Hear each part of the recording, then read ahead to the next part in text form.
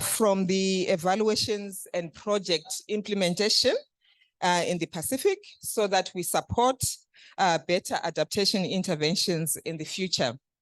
To do that, today we have our 5 panelists that I'm going to introduce and also probably project them on the screen there. So we have Ms. Philomena Nelson. She is the Climate Change Adaptation Advisor at the Secretariat of the Regional Environment Program.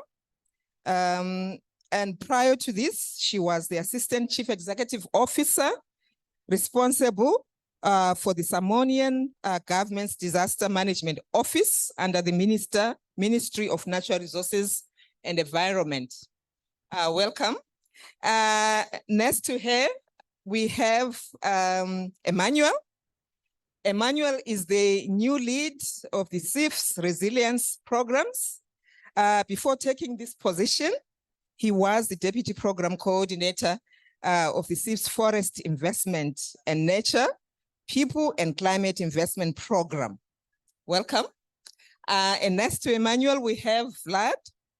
Vlad is the coordinator of the Secretariat of the Adaptation Fund, Technical Evaluation Reference Group, AF-TERG. Vlad is a climate finance and a monitoring, evaluation, and learning expert with more than 20 years of experience. Welcome, Vlad. And then we have, next to Vlad, we have Niraj. Niraj is the Senior Evaluation Officer at the Independent Evaluation Office of the Global Environment Facility. He leads its performance and corporate evaluation work. Welcome. And then we have, last but not least, we have Andres. He is the head of the GCF Independent Evaluation Unit. He first joined the IEU in 2018 as Principal Evaluation Officer and served as head interim of the unit since January 2021. So I would like to welcome our panelists and thank you and hope to have a very interesting discussion. So we are going to get straight into our presentations because of time. We are not going to allow any question in between, but we'll have the questions afterwards. Our first presenter is Ms. Philomena. Thank you.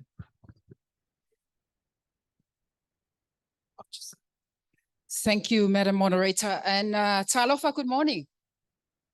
Yeah, everybody's awake? You had coffee this morning? All right. So what I'm going to talk about is about adaptation in the Pacific countries. I'm going to talk a little bit about some of the adaptation action on the ground that countries are currently implementing, and some of the things that countries are pushing for, given the context of the Pacific Island states, small landmass, big oceans, very vulnerable communities. I need to move this.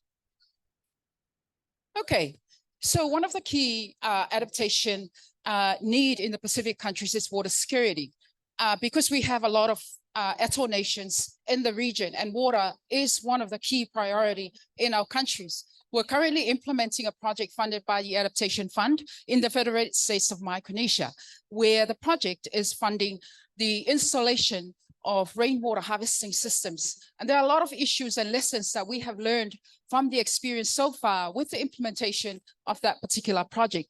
We also have new requests from BNG and also Kiribati on water security that will come to the Adaptation Fund as well. Agriculture and food system, this is quite important for our region as well, in particular, preservation of our traditional foods, because that's critical to our cultural practices as well. The other important adaptation action is coastal protection. Given the size of our nations, and this is why we push so hard for loss and damage, we need protection of the land that we have, right? We're seeing it eroding every day. And also our countries are pushing for addition of land, which is why some of the countries are saying we need more land. We need to push for land reclamation as an adaptation priority for the Pacific. The other one is nature-based solutions, right?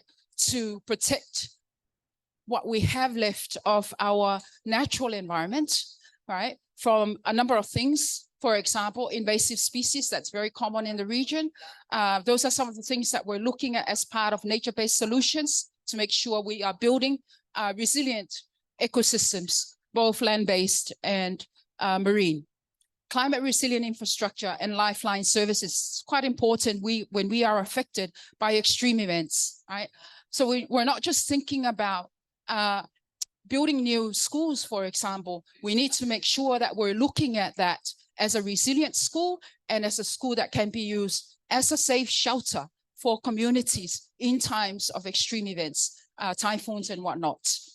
Expect something from Palau on that, on resilient schools, and also schools that can be used as a safe haven during typhoons, for example.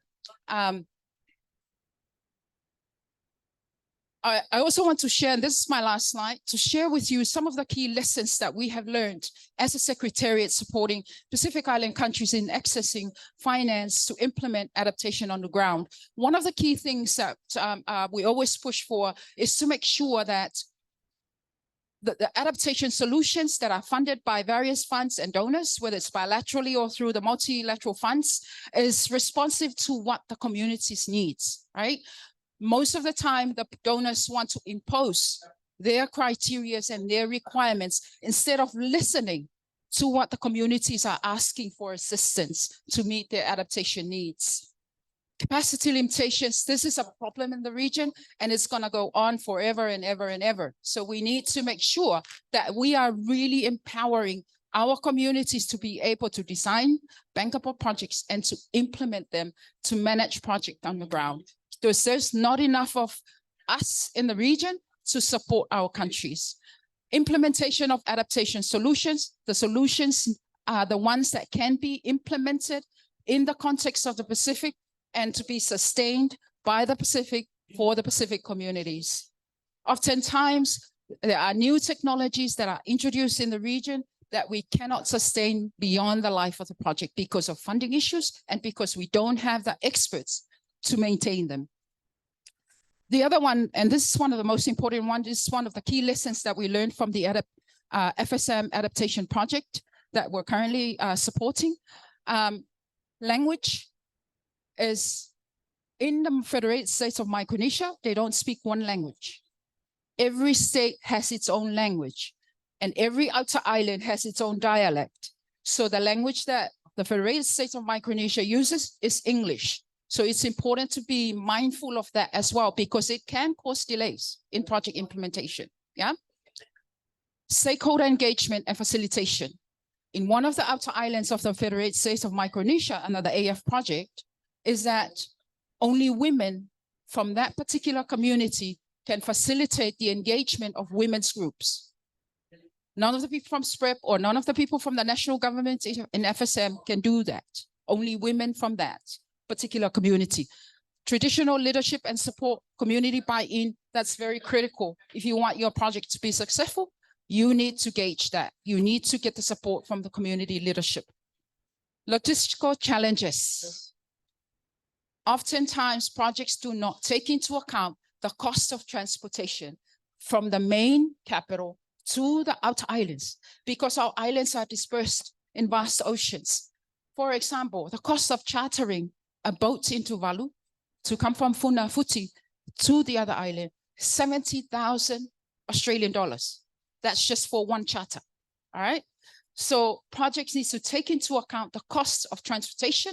There is no set schedule.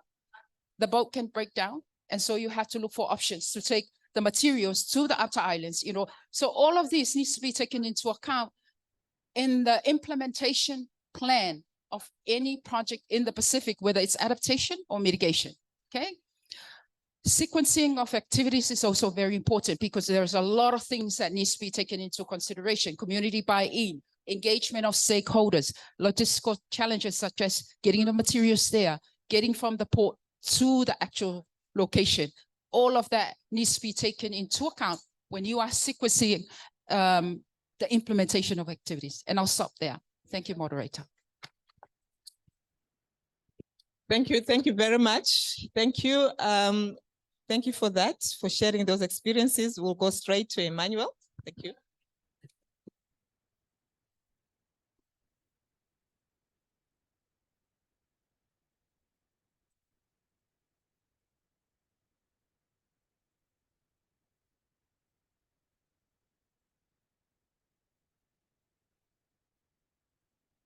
Okay. Good morning, everyone. My name is Emmanuel Kwasi. I'm the lead of the pilot program for climate resilience of a SIF, our resilience program. But before that, as she mentioned, I lead the monitoring and reporting of a SIF for the pilot program climate resilience. So I know very well our program. So I'll not spend a lot of time here, just for the audience to know who is a SIF. One of the largest multilateral climate funds, around 12 billion today. I think it's very important to know that. We work mainly through multilateral development banks, we see MDBs, ADB, African Development Bank, EBRD, IDB. In your case, IFC, World Bank, and ADB. And over the last 15 years, we have been developing a program with the Pacific. For us, it's very important because now most of the programs are closing. We have a lot of lessons learned from these programs. And our program in Pacific are two components: a national component that includes few countries, Papua New Guinea, Samoa, and Tonga, with almost $60 billion allocation, and a regional component that's kind of pilot project that support mainstreaming adaptation international development plans, was a big $10 billion. And the two programs was kind of managed by the Secretariat of Pacific Environment Program, the SPREP, and the Council of Regional Organization in the Pacific, CROP, under kind of the supervision of two MDBs, the World Bank Group and ADB. So over the last 15 years, what have been learned? I think that's very important when we are moving to a new set of developing projects for the Pacific. I think for a climate fund perspective, we have the experience, as I said, 15 years working with countries. And at that time, the climate debate, developing NDCs was not very far. So we kind of have a set of lessons that we learned that I think can be shared more widely, both for the Pacific, both in the small island states in the Pacific, but also those in the Caribbean. So what we learned on the 15 years is something that's very crucial, that high-level coordination across multi-sectors is crucial to develop an investment plan. Coordination across multi-sectors supported at the highest level by the government was the most effective approach for shaping the program of resilient investment and promising implementation effectiveness anticipated at scale. That's for us is very crucial, because we really strongly believe that the project approach that different institutes gave to countries is not sufficient. You really need a strong buy-in at the country level, especially Ministry of Finance that kind of do the programming at the country level, and make sure that you bring all the key stakeholders to the program. The second lesson that we learned over these years is that we need to put a unique focus on preparing for extreme events. SIF has worked closely to build capacity around helping seeds, response, and prepare for extreme weather through. Oh, sorry. Yeah, I'm going from here. Yeah, thank you. So, as I mentioned, preparing for extreme events is very crucial, especially in the small island states like in the Pacific. So we have been closely working to build capacity around helping states respond and prepare for extreme weather through efforts like climate data, yearly warning system, hydromet and climate services, and key enabler of broad range of adaptation decisions. And they have been proven to be strong in terms of lessons learned. One of the lessons that we also think is very important when designing new program in the Pacific is predictability. predictable scale financing make a huge difference to drive resilience. As I mentioned, small set of projects are good for kind of local communities, but it's very important to kind of plan at a very big kind of stage. The expectation to link and leverage funds at scale through our MDB collaborations and phase 2 grants or concessional loans was pivotal for country buy-in. Planning grants alone will have been insufficient, as I mentioned. Both linked investment and leverage investment were instrumental in advancing and catalyzing country resilience pathway. So what we did for us, when developing the PPCR in the region is really to build at scale, to make sure that we have our investment kind of being supported by the MDBs that can provide co-financing at scale to make huge investment at the country level. So for us, that's very important to bring the scales, but especially for these small island states. Sorry. And my last point will be to think regional. The small island states are very, very small islands, kind of spread in different parts of the Pacific. We think that it's very important that we have a regional program that address some of the kind of common and specific threats that the region has in terms of climate impact. The expectation to link and leverage funds at scale through, we think given the limited external funding for adaptation that we all know here have been kind of raised many times, carbonation and intermediary financing need to explore the comparative advantage of regional programs. This program allows for sharing of best practices across country through knowledge platform, allow technical assistance, climate data, and information sharing to all happen on the regional, strengthen broader coordination among countries, and the provision of resources to support replication. Because for the CIF, we have the regional track that kind of cover most of the small islands in the Pacific.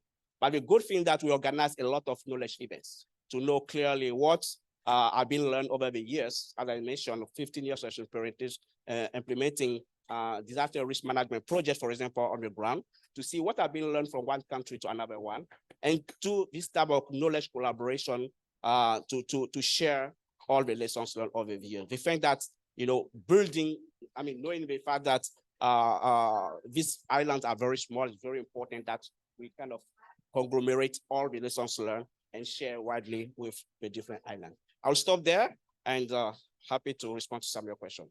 Thanks. Thank you very much, Emmanuel. We moved from Ms. Philomena was really talking from a project perspective, sharing the lessons, and now we are hearing from a climate finance perspective and from the CIF's perspective. I'll invite Vlad to come and talk about the lessons from the Pacific as well, from the TERG perspective. Thank you. Thank you, Stabiso, and a very good morning to everybody here. My name is Vlad. I work with AF-TERG, the Adaptation Fund Technical Evaluation Reference Group. And today, I would like to follow cue from Philomena and Mana as well, and talk about the work of the AF-TERG in the Pacific, and something that is very specific to our work, the ex-post evaluations that we're doing. I think among the climate funds, we are unique in the sense that we are conducting on a regular basis ex-post evaluations on selected projects in order to understand better whether impacts have been sustained over time, whether actually impacts are generated as originally projected, and whether the projects are really sustainable after closure. And I think we heard also in the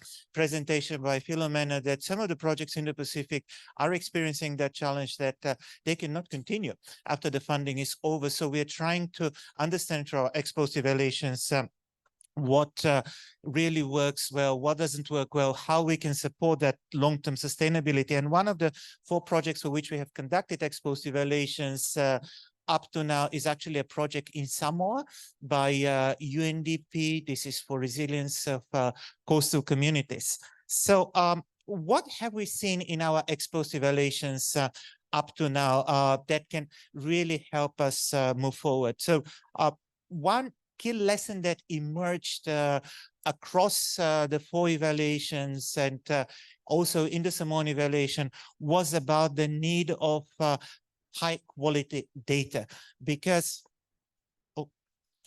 thank you. The need for high quality data, because this is the only way to support the project sustainability. Data allows you to understand what is the state of the project. It allows you to have appropriate adaptive management. Having a TOC is also something that will help you better design and implementation of the project. And eventually this is something that can inform the long-term sustainability of the project. Another lesson, and this is under the cloud with the thunder, is actually the full understanding of the context, but also of climate risk and severity of impact. One thing we found in Samoa, but also in other projects, was that we underestimated the climate risk in some cases.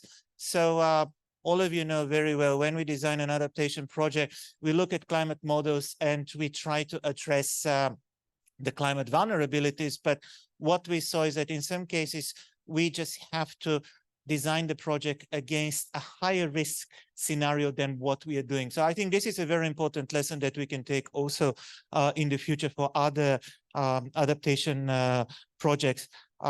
Another important thing is the plan of operation management, maintenance and transfer of assets.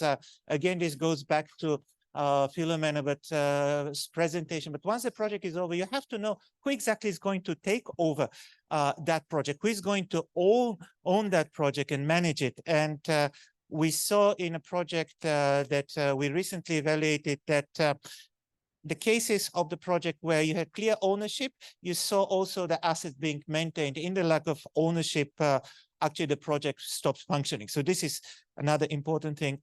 It's important to bring communities on board, to have like local ownership. And this is another part that is crucial to sustainability.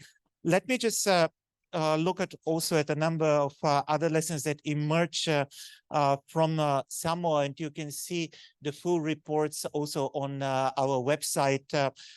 There were issues with maladaptation that we saw. So in the case of Samoa, I can give you the example. There were like some beach protection structures that were put in place, but there was evidence that some of these beach protection structures were actually leading to further erosion of the beach. And this is something that needs to be analyzed and prevented in the future. So this type of work that we're doing that really allows to understand what are the risks, what are the things that we didn't see when we were designing the projects, but need to be taken into consideration.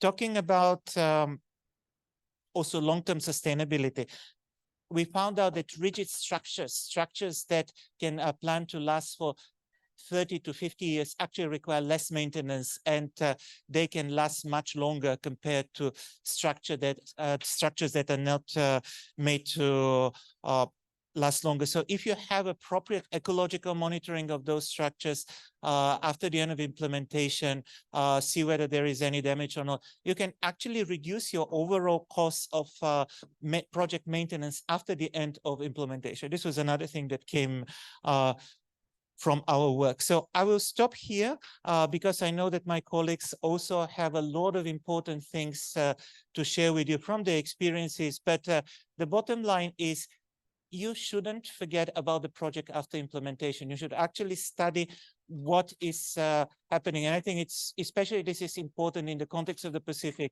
with its specific conditions, as well as in other regions, of course. Understand the local conditions and see how the project can be designed and implemented in the projects in the future so that impacts can be maintained and sustained. So I'll stop here and over to you, Sita. Thank you, Vlad. Thank you for that last point. We shouldn't forget about the projects once we have implemented them. So I'll invite you. Oh, okay. I'm sure you can use the same. Hello, Just switch it on. I think. Thank you. So I've structured my presentation around in three areas. One is what is GEF and what GEF does. And third is what the GEF Independent Evaluation Office has found. GEF was established in 1991 to support interventions that address challenges related to biodiversity, climate change, international waters, land degradation. And over the years, it has evolved into a family of funds, two of which, the least developed climate fund and the special climate change fund. These focus on adaptation and resilience related issues. So far, GEF has provided $23 billion in total financing, out of which $9 billion is for climate change, and adaptation accounts for about $2.1 billion. In terms of adaptation in SIDS, we have provided $338 million, of which Pacific SIDS account for a majority, which is $208 million. In terms of what we do, what we support development of legal and regulatory framework, capacity development in agriculture, fisheries, water resources, and health, with focus on urban and coastal settlements. So this is what we have supported in Pacific SIDS. We have supported disaster preparedness and resilience, mapping of disaster-prone areas, local early warning systems, and ecosystem-based approaches to address disasters. We have supported innovative tools to manage disaster risks, pooling of risk, and then we have moved towards integrated approaches and have supported solutions that have multiple benefits. Because GEF has been working on adaptation since 2001, we have done several evaluations that address adaptation, and many of these evaluations have covered projects that were undertaken in the Pacific SIDS. Here is the list. One of our ongoing things is annual performance report, where we look at the portfolio performance and cover projects as they complete. We also go and visit projects after they are completed. So we have work on assessing post-completion sustainability of projects. In terms of what we have found, adaptation and resilience projects are very relevant to the respective countries, and they receive strong support in the countries where they are implemented. So that's good news. Projects that are taken in this particular areas tend to have more support than other focal areas that GEF has supported. In terms of outcomes, 71% of the projects that were taken up in these islands, and here I'm talking about 14 projects that have been completed in SIDS in the Pacific. So 71% have been in the satisfactory range. Sustainability tends to be a bit of a question, because at the completion of projects, what we find is these projects tend to face high risks to continuation, but our post-completion verification work has shown that in most instances, these benefits continue to flow. Observed sustainability tends to be higher than what we anticipated at the project end. There are challenges, there are multiple challenges actually in scaling up the activities that are taken. There are challenges in terms of replicating the successful models. We also find difficulties in projects being able to raise private sector financing. So these are the things that come up in many evaluations. There are other challenges related to institutional capacities. The agencies that work in Pacific SIDS are very limited. So that's a gap, and that needs to be worked upon. We have issues, as others have pointed out, related to transportation. Procurement is a challenge. All of these make these projects very costly and have to be dealt with in a more flexible way. Staff turnover also comes out very clearly in many evaluations. Resources in terms of staff it's very difficult to find staff that continues through the length of the project. So these are factors that have come out in the projects that have been completed. Thank you.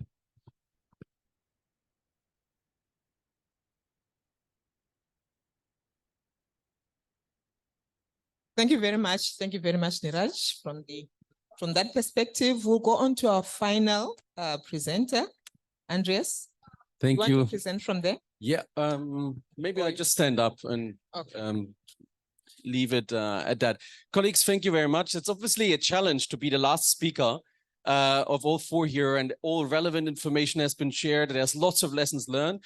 So let me add a couple of things here. So there's two personal challenges I have with that. Some of these findings are very similar to those that have already been mentioned. That doesn't come as a surprise. We all work in the same areas. We all witness and hear from stakeholders in the countries what are problems in the SIDS, in particular in the Pacific SIDS. The second one is that those of you that know me, I usually tend to be not very concise. So my team has really challenged me today and saying, you got to have only 5 things that you talk about. So in my presentation, apologies, in my presentation, I've tried to focus on 5 things. I want to speak about urgency. I want to speak about adaptation, capacity, costs, and flexibility. So from the 14 evaluations that we've done at the IAU, with one that was actually dedicated to the SIDS, to the small island developing states, what we found is that in particular, urgency is a key challenge for the climate fund. Sorry, for the climate fund. So we know that the GCF approval processes are usually not fit for purpose for the size of projects that we have in the SIDS. And I believe that doesn't come as a surprise for most of you, but there are also opportunities that the GCF has not realized yet. The example here is the simplified approval process. That is a process that is asked to be simple and unfortunately has yet to be simplified. Another one is the request for proposal modality. That's a modality to bring the question of supply to the countries to say, okay, we can support certain activities that the GCF wants to do. Here again, the opportunities have not been funneling through in the SIDS. The second area is adaptation. And here, again, to be honest with you, to our surprise, we realized that adaptation is key for the small island developing states. More than 50% of the activities that the GCF is funding today, to date, are adaptation-related finance and adaptation-related projects, which is good because we've got the 50-50 mitigation adaptation target. But at the same time, it's also interesting to see that there's some relevance, stronger relevance compared to other regions and other stakeholders of the GCF. What we realize is that when we looked at the adaptation projects, they're mostly grant finance. So mostly grant finance and mostly finance, but very few international accredited entities. So we see a lack of engaging properly with the direct access entities that we need so desperately in order to be country-led and country-owned, as well as looking at the opportunities that a private sector can bring.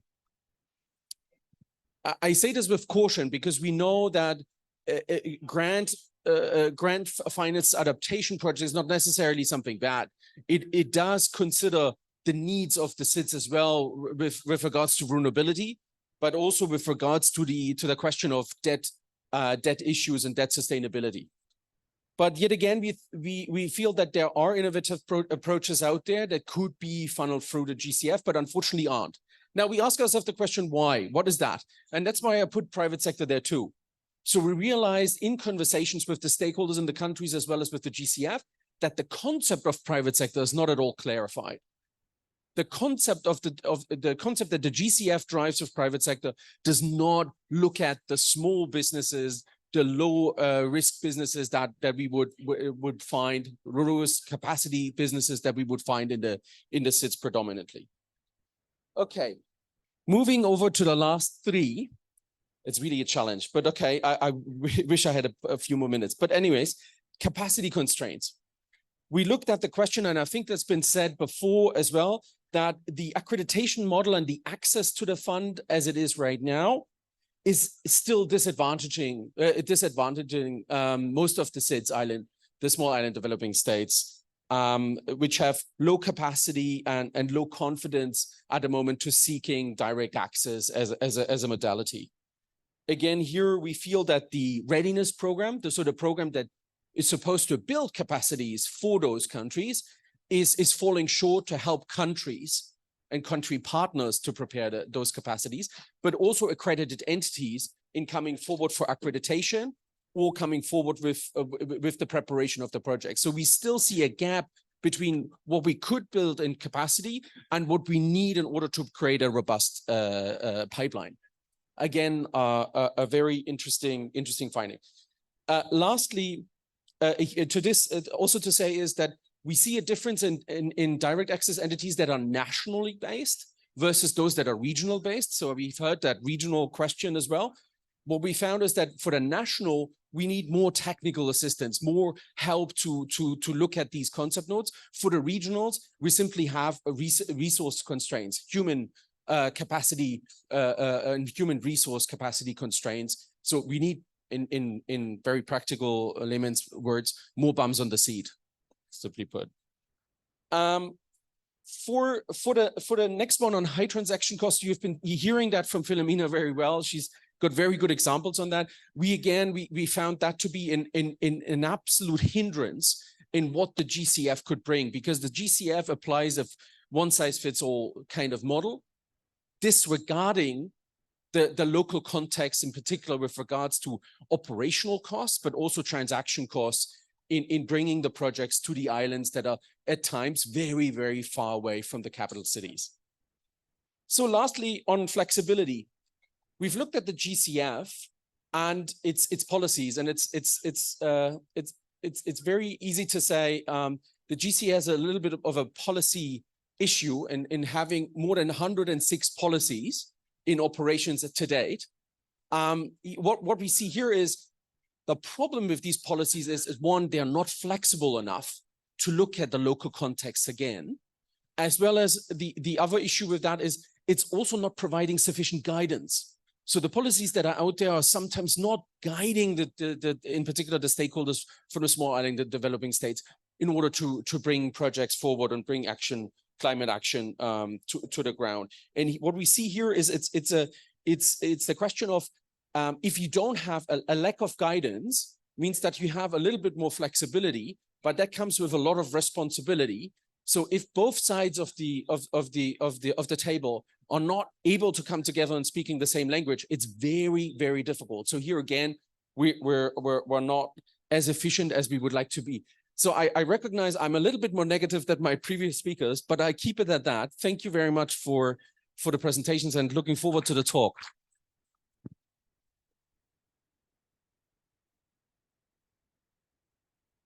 Thank you very much to my speakers. And now that we have a lot of lessons that are really converging in a way to various aspects, issues of logistics, procurement, we're seeing convergence around capacities. We are seeing convergence around ownership, sustainability, which is also linked to predictable funding. We are seeing convergence in terms of really the procedures, the policies that come around it. And then also we are seeing convergence around the importance of coordination and involvement of other stakeholders. Now, with all these lessons that are coming out, I want to ask the panel, how do we make sure that the lessons that we are generating from evaluations, from experiences, from the feed into programming, in the SIDS in the Pacific so that they can support better adaptation? That will be my question to the panel. I will allow anybody who want to speak on that. Thank you. Thank you, moderator, and thank you for giving me the mic to go first. From the Pacific Islands perspective, it needs to be taken into consideration at the design phase of any project. But I think it's most important for donors to understand the context of the Pacific, because we keep sending concepts to donors for review and we get a lot of questions. It's because there's a lack of understanding at the donor level. Yeah, the reviewers as well need to understand the context of the Pacific, and that's why we're pushing for reviewers who understand the region. And I think that's important to take into consideration. It's important to take it from the design level. It's important to do stakeholder engagement as part of the design. And I think it's more important for me as one of a project developer at the Secretariat that the donor understand this context. Thanks. Thank you very much. Vlad? Oh, Emmanuel.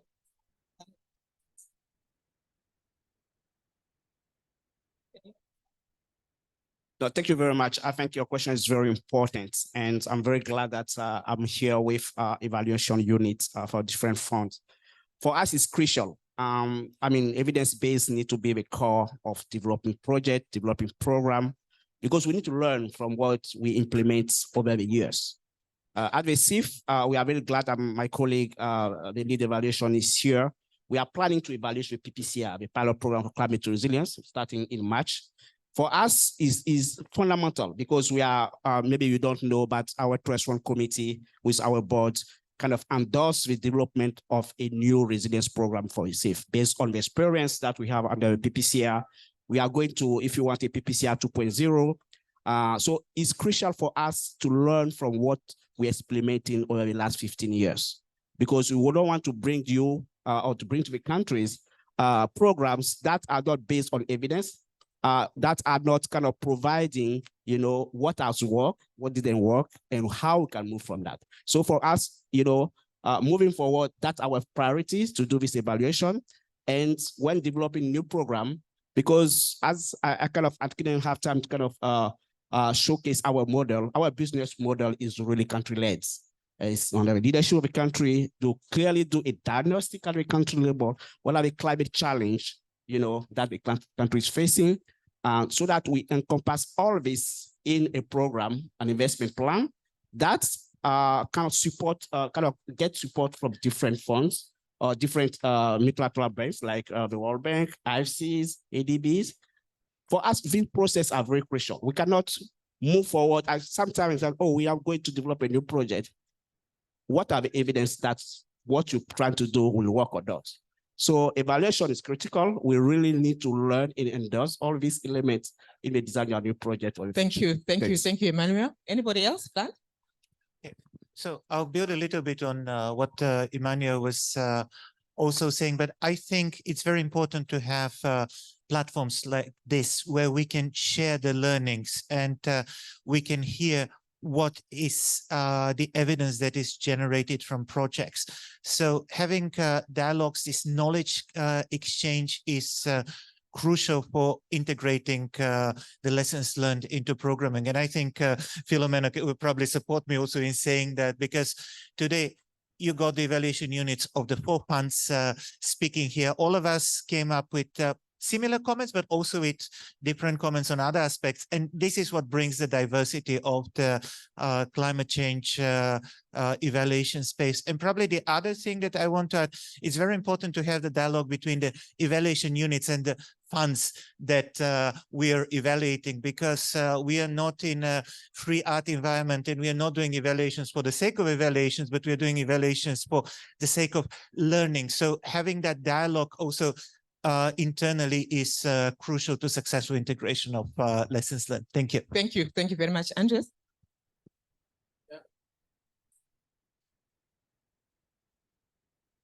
Yeah, colleagues, I wanted to make 2 points. One is I love the idea of evidence. We all have heard that funds are very hungry for new data. Sometimes that data is not easily obtainable. So I'm gonna diverge a little bit and saying we also need to look at concepts. You know, I've been saying about the private sector, for instance, the concept of private sector. You go into a room with 50 people and say, what is the private sector? And you get from the 50 people, 60 responses. It's not clear what it is. We have concepts out there in the climate finance space that haven't been clarified. I give you another one, paradigm shift. I mean, I cannot count on my fingers how many people have come up to me to say, we have no idea what a paradigm shift is. Yet a climate fund such as the GCF is asking in its governing instrument, that's the aim of the fund, to drive a paradigm shift in climate resilient and low emission development pathways. However, it's not been clarified because so I think we also need, as a global community of evaluators, we need to sit together and think about these concepts locally led with the engagement on the ground, because it's you in the cities who are implementing the projects. And if you have no idea what you're after, how can we? So that's a key issue. And then a last thing I'll be saying really quickly, sorry. I'll be saying it very quickly is, you know, I love that we're engaging. I think it's brilliant to have the climate funds sit together and the evaluation officers for the first time sitting together at a COP. It's good to have global connection. I know that the climate funds are also talking at management level to each other, but that's not enough. I'll be honest with you. I think it should also be something that we are coming together at country level. We need to have more coherence and complementarity at country level. Globally, it's a good first step, but it's not sufficient to really tackle climate action in the country. Thank you very much, Andres. Niraj, you wanted to say 1 minute, and then maybe I can give an audience who has one question. Anybody with a question? Yes, Samir. After Narish. Niraj, sorry. Niraj. Oh, thank you. Just from the discussion we have had, a couple of points. One is go regional. Means the key issue that has come up in various presentations is costs are very high. So you have to think about how to address that. Means that's one of the important concerns. So one way is you try measures that would reduce costs, but at the same time, there has to be a realization at the end of the funds and the donors that the costs would be high. Some of them you would not be able to do away with. So make allowance for that, more flexibility. So those are the design features that you actually want to see in the projects. Great. Please go ahead. Thank you. Thank you, Madam Moderator, and thank you to the excellent panel of speakers for your presentations and your interventions so far. Salome Tukuafu from SPREP, a regional accredited entity to both the GCF and the Adaptation Fund. We've worked previously with the GEF, but not quite in a direct capacity with the climate investment funds. Just a quick question. I think it's a very positive indication, as Andreas mentioned, the first time for the various climate funds under the UNFCCC's financial mechanism to show such solidarity at a COP. Congratulations to today's event organizers for bringing the four funds together as well, particularly from the perspective of your evaluation units. I think it's very positive to hear the commitment to have integration of key learnings into programming under each of the individual funds. But my question very quickly is, in terms of harmonization across the various funds, what are we looking forward to seeing moving out of COP28? I know that already there's been some work on harmonization around direct access, for example, but the indication from some of the learnings that you've shared, those that are common across the funds, but also from the experience of an accredited entity, our experience is quite different across the funds. So we're quite interested to see what sort of harmonization we look forward to. I know that Andreas is nodding his head. He was expecting a question from me. Thank you very much. Unfortunately, I don't think we'll have time to answer it fully. Maybe I'll give one person who wanted to ask a question at the back. Do you still want to ask a question? Excellent. So if you could just in 30 seconds, answer that one.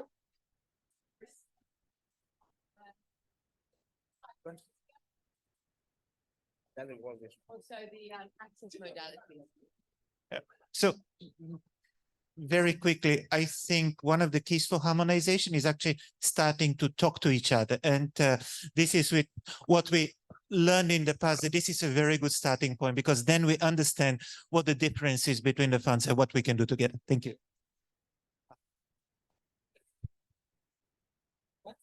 Thank you. Yes, for us as a safe automatic harmonization, we already kind of take the first step. As I mentioned, we are developing our new resilience program, and we are already kind of consulting the other funds. So really at the first step, design stage, we want to involve everybody. I like the design stage question. So I'm only giving 2 words. We need to figure out scaling. How do we do that for programming, and replication? So that's knowledge sharing and how to bring that back to replicate good projects that have been done. I'll keep it at that, but there's lots in governance. You're absolutely right. Can take it outside. Thank you. Very much. Let's all have them. Thank you very much to my speakers. We can still continue the dialogue at the reception, but for now, thank you very much for coming, and we thank you for the Pacific Pavilion. Thank you.